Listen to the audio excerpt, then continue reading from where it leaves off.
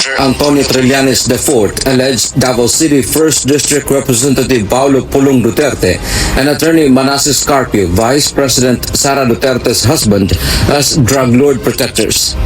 Duterte and Carpio are among the respondents and 8 other individuals in the illegal drug smuggling complaint filed by Trillanes before the Department of Justice or DOJ on Wednesday, July 31.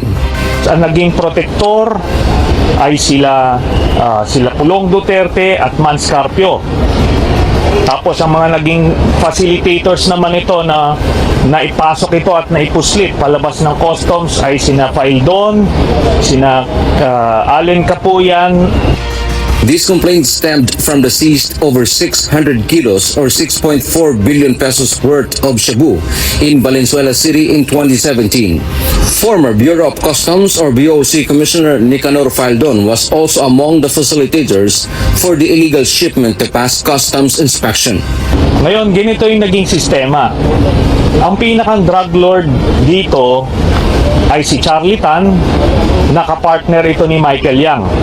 Magkapareha sila ng triad. The complaint is allegedly the result of the Senate hearing in 2017 where Duterte was being interrogated.